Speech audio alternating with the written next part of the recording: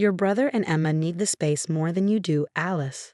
You're barely here anyway, my mom said, casually packing my childhood belongings into cardboard boxes. I stood in the doorway of what used to be my room, watching 18 years of memories being erased to make way for my brother's new wife. I'm barely here because I'm working 2 jobs to put myself through medical school, I said, my voice tight with frustration. That doesn't mean you can just give away my room without asking. My father walked past, carrying my old desk. Don't be dramatic, Alice. Emma's pregnant. They need a proper nursery, and your old room has the best natural light. I was 24, exhausted from a 12-hour shift at the hospital, and now facing the reality that my parents had given away my personal space without even a phone call to warn me. My brother Mark and his new wife Emma had apparently decided they needed more space in my parents' house, where they'd been living rent-free for the past year. Where are my things supposed to go? I asked, watching my mom toss my medical textbooks into a box without any care for organization. The basement has plenty of space, she replied, not even looking up. Or you could take them to your apartment. It's time you fully moved out anyway. My tiny studio apartment, which I could barely afford on my residence salary, was already cramped with essential furniture and current textbooks. The thought of cramming 18 years of my life into that space made my head spin. The basement floods every spring, I reminded her. My books, my photos, my... Alice, my father cut in, his tone carrying that familiar note of dismissal. You're being selfish. Your brother has a family to think about now. Emma needs to feel welcome here. Welcome, at the expense of making me feel unwelcome in my own childhood home. I watched as Emma appeared in the hallway, her hand resting on her barely visible baby bump. She had that look on her face, the one that always reminded me of a cat that got the cream. Oh, Alice, I didn't know you'd be here today. We're so excited about the nursery plans. I'm thinking of painting the walls mint green. My walls. The ones I painted sky blue myself when I was 16 after getting straight A's and convincing my parents to let me redecorate. Hours of work, carefully taping borders, meticulously cutting in around the edges. All about to be covered up by mint green. You know what? Keep it, I said, turning away. Keep all of it. I'll get my essentials, but the rest can stay here. I'm sure you can find some use for it. Alice, don't be like that, my mom called after me. But I was already heading down the stairs. I grabbed my photo albums, my grandmother's quilt, and a few treasured books. Everything else, the furniture I'd saved up for with summer jobs, the collection of science awards gathering dust on my shelves, the corkboard filled with ticket stubs and memories I left behind. As I loaded the few boxes into my beat-up Honda, Mark came out to the driveway. Hey sis, he said, hands in his pockets. You know it's not personal, right? Emma just really wants to make the house feel like home. I slammed my trunk shut. It was home, Mark. My home. But I guess that doesn't matter anymore.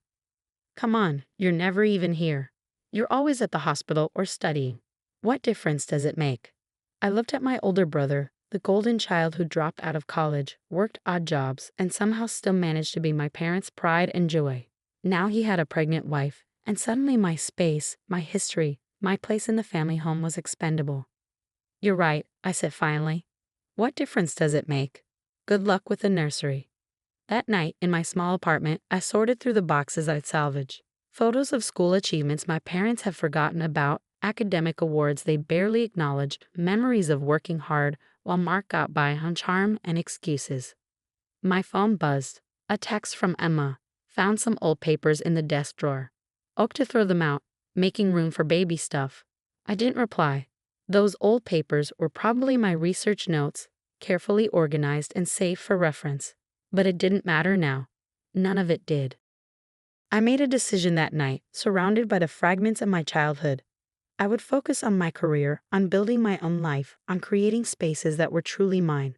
My parents had made their choice, prioritizing Mark and Emma's comfort over my feelings, my history, my connection to my childhood home.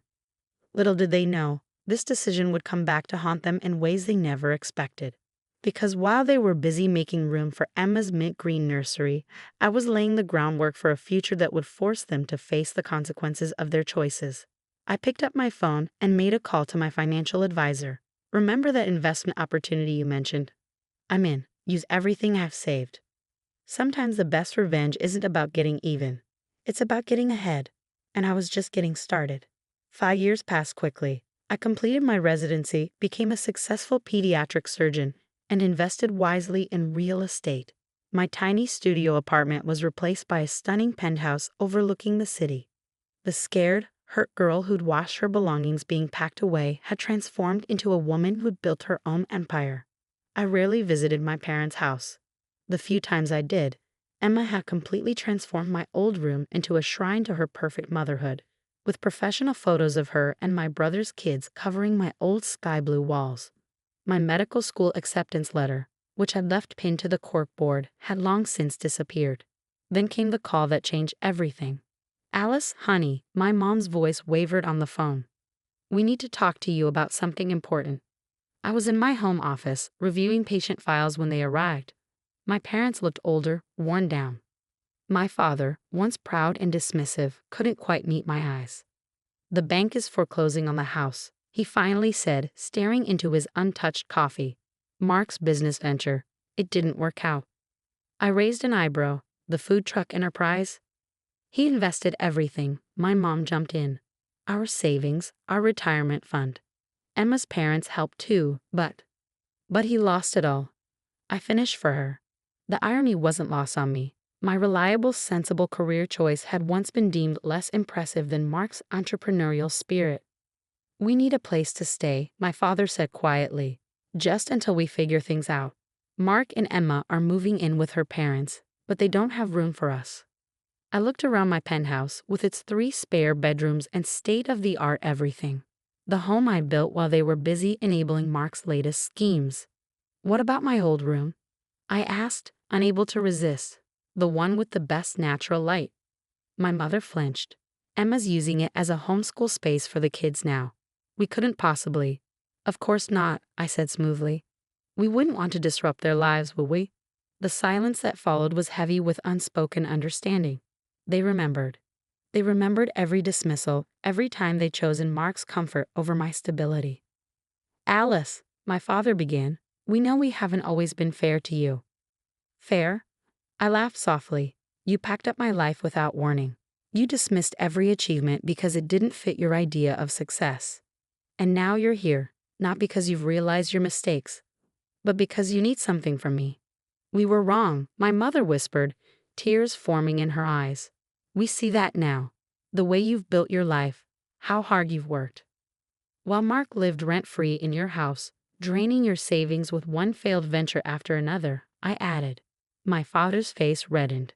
We always thought he just needed one good break, one opportunity to prove himself. And I didn't. Every accomplishment, every milestone, they all took a backseat to Mark's latest idea." I stood up, walking to my floor-to-ceiling windows. The city lights twinkled below, a testament to every late night, every extra shift, every careful investment that had brought me here. "You know what the funny thing is?" I turned back to face them. "That room you gave away, it taught me the most valuable lesson of my life. Nothing is guaranteed. Not family support, not childhood spaces, not even memories." My mother was openly crying now. My father looked like he aged 10 years in the last 10 minutes. "Please, Alice," he said. "We have nowhere else to go." I thought about that day 5 years ago, packing my treasured possessions into my old Honda, while Emma planned her mint green nursery. I thought about every holiday where my work schedule was criticized while Mark's unemployment was defended. Every achievement that was minimized while his failures were cushioned. "I'll have my real estate agent contact you," I said finally. "I'm a small condo on the east side of the city. It's not fancy, but it's clean and well maintained. You can stay there, paying market rent, until you get back on your feet." "Rent?" My mother's voice quavered. "But we're family." "Yes," I agreed. "We are. And families should respect boundaries, support achievements, and think twice before throwing away someone's belongings. Consider this a lesson in respect, one that's 5 years overdue." They left shortly after, clutching the real estate agent's card like a lifeline. As I closed the door behind them, I felt no satisfaction, no vindictive pleasure, just a quiet certainty that I'd finally stood my ground.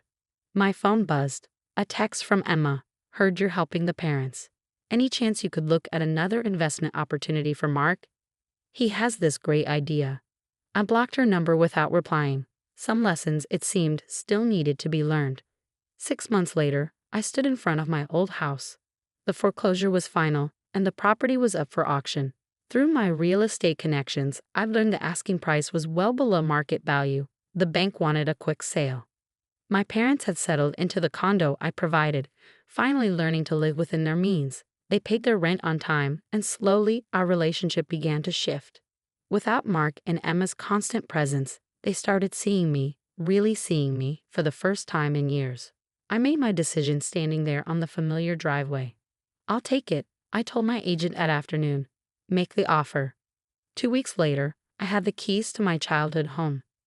The mint green nursery walls, the homeschool corner, all the changes Emma had made to erase my existence, they would all be gone soon.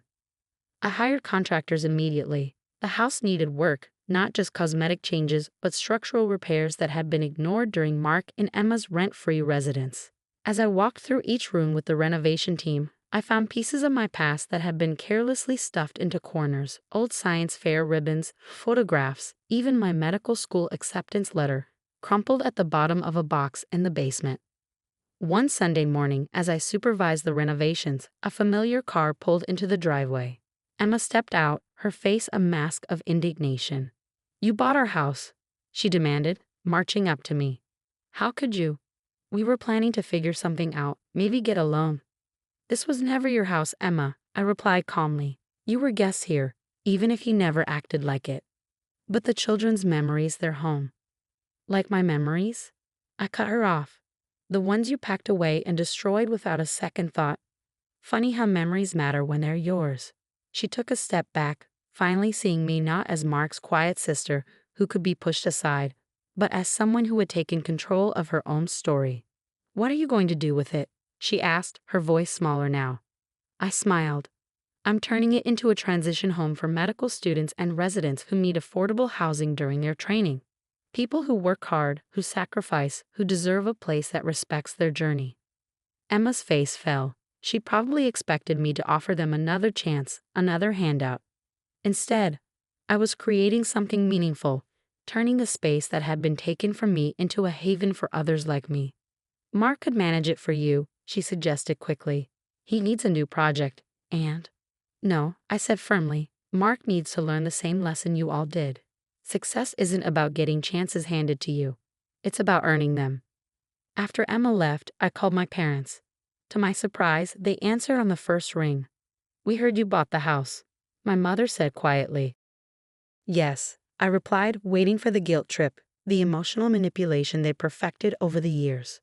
Instead, my father spoke. "We're proud of you, Alice, not just for this, but for everything. We should have said it years ago." I felt tears prick at my eyes. "Thank you, Dad." "Your brother," my mother hesitated. "He's struggling to understand why you won't help him anymore." "I am helping him," I said, "by not helping him. Sometimes that's the greatest gift you can give someone." 3 months later, I stood in the finished transition home. The mint green walls were gone, replaced by calming blues and warm whites. The rooms were furnished simply but comfortably, each one dedicated to housing a medical student or resident in need. My old room, with its perfect natural light, became a study room, filled with medical textbooks and a large table for group studying.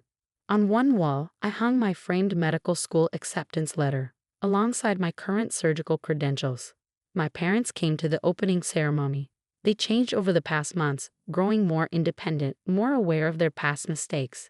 They still loved Mark, still worried about him, but they'd stopped enabling his poor choices. "This is beautiful, Alice," my mother said, touching my arm gently. "You've created something meaningful out of our mistakes." Out of my pain, I corrected her softly, but also out of my strength.